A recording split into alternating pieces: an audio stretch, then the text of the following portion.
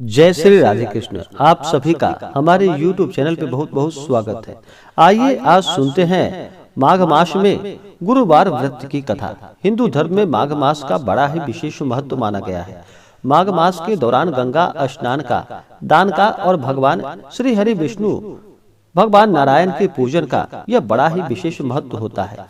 इन दिनों जो भी सत्कर्म का कार्य करते हैं, दान पुण्यों का कार्य करते हैं, भगवान नाम का जप करते हैं, कीर्तन करते हैं और माघ मास में गंगा स्नान करते हैं, उनके सभी ताप और पाप नष्ट हो जाते हैं और भगवान विष्णु अपना कृपा प्रदान करते हैं। भगवान बृहस्पति भगवान विष्णु के ही रूप माने जाते हैं और गुरुवार के व्रत में भगवान बृहस्पति का पूजन किया जाता है।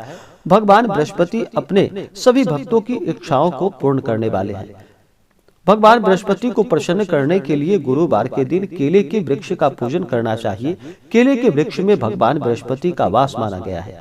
केले के वृक्ष में इस दिन गुड़ मिश्रित जल डालना चाहिए। वहां पे एक दीपक जला करके केले के वृक्ष की कम से कम 5 परिक्रमा, नहीं तो 108 बार परिक्रमा करनी चाहिए।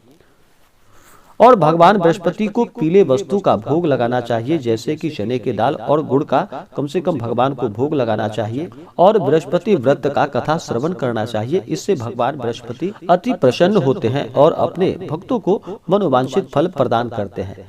गुरुवार के व्रत में इस दिन तामसिक वस्तुओं का प्रयोग बिल्कुल भी नहीं करना चाहिए। ब्रह्मचर्य का पालन करना चाहिए। अपने से बड़ों का सम्मान करना चाहिए। किसी के ऊपर क्रोध नहीं करना चाहिए। अपने मन में किसी के प्रति ईर्ष्या या द्वेष का भाव नहीं लाना चाहिए।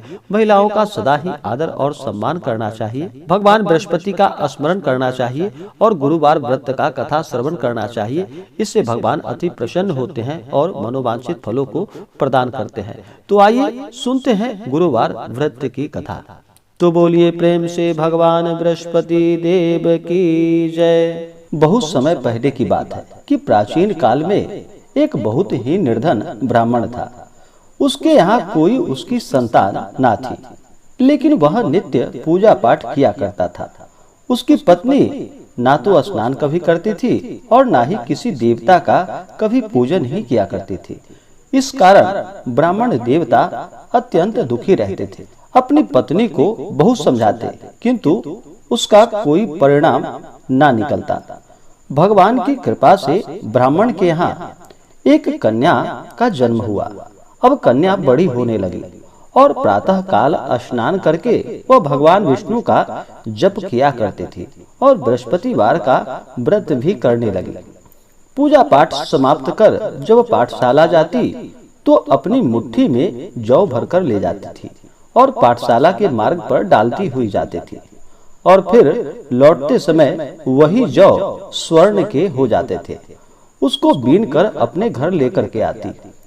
एक दिन वह बालिका सूप में उन सोने के जौ को फटक कर साफ कर रही थी कि तभी उसकी माँ ने देख लिया और कहा कि बेटी, सोने के जौ को फटकने के लिए सोने का सूप भी तो चाहिए। दूसरे दिन गुरुवार था। कन्या ने फिर से व्रत रखा और भगवान बृहस्पति से सोने का सूप उनसे देने की प्रार्थना की और कहा कि हे प्रभु, यदि सच्चे मन से मैंने आपकी पूजा की हो तो मुझे सोने का सूप प्रदान करो। भगवान बृहस्पति देव ने उसकी प्रार्थना को स्वीकार कर लिया। अब रोजाना की तरह वह कन्या जौ फैलाती हुई पाठशाला चली गई। जब पाठशाला से लौटकर वह जौ बीन रही थी तो भगवान बृहस्पति देव की कृपा से उसे सोने का सूप प्राप्त हुआ। अब वह उसे अपने घर लेकर आ गई और अब उस सोने के सूप से सोने के जौ को साफ करने लगी, परंतु उसकी माँ का वही रंग ढंग रहा। एक दिन की बात है। कन्या सोने के सूप में जब जौ को साफ कर रही थी, उस समय उस नगर का राजकुमार वहां से निकल रहा था और राजकुमार कन्या के रूप और कार्य को देखकर वह उस पर मोहित हो गया। राजमहल में आकर वह भोजन तथा जल को त्याग कर उदास होकर लेट गया। राजा को जब राजकुमार द्वारा अन्न और जल त्यागने का समाचार प्राप्त हुआ तो वह अपने मंत्रियों के साथ अपने पुत्र के पास पहुंचा और पूछा कि हे बेटा, तुम्हें किस बात का कष्ट है? तुम्हें किसी ने परेशान तो नहीं किया, या किसी ने तुम्हें कोई कष्ट तो नहीं दिया, या तुम्हारा किसी ने अपमान तो नहीं किया, अथवा कोई और कारण है? मुझे सब बताओ, मैं वही कार्य करूंगा जिससे तुम्हें प्रसन्नता की प्राप्ति हो सके। अपने पिता की बातें सुनकर राजकुमार बोला कि हे पिताजी, मुझे किसी बात का कोई दुख नहीं है, किसी ने मेरा अपमान भी नहीं किया है, परंतु मैं उस लड़की के साथ विवाह करना चाहता हूँ जो लड़की सोने के सूप में जौ को साफ कर रही थी। राजकुमार ने राजा को उस लड़की के घर का पता भी बता दिया और फिर राजा ने अपने मंत्री को आदेश दिया। मंत्री उस लड़की के घर गया। मंत्री ने ब्राह्मण के समक्ष राजा की ओर से निवेदन किया। कुछ ही दिन बाद ब्राह्मण की कन्या का विवाह उस राजकुमार के साथ संपन्न हो गया। कन्या के घर से जाते ही ब्राह्मण के घर में पहले की भांति गरीबी का निवास हो गया। एक दिन दुखी होकर ब्राह्मण अपनी पुत्री से मिलने पहुंचा। बेटी ने पिता की अवस्था को देखा और अपनी माँ का हाल पूछा। ब्राह्मण ने सभी हाल कह सुनाया। कन्या ने बहुत सा धन देकर अपने पिता को वहां से विदा कर दिया, लेकिन कुछ दिनों के बाद फिर वही हाल हो गया। ब्राह्मण फिर अपनी कन्या के यहाँ गया और सभी हाल अपनी पुत्री से बोला। तो पुत्री बोली कि हे पिताजी, आप माता जी को यहाँ लिवा लाओ, मैं उन्हें वह विधि बता दूंगी जिससे कि गरीबी दूर हो सके।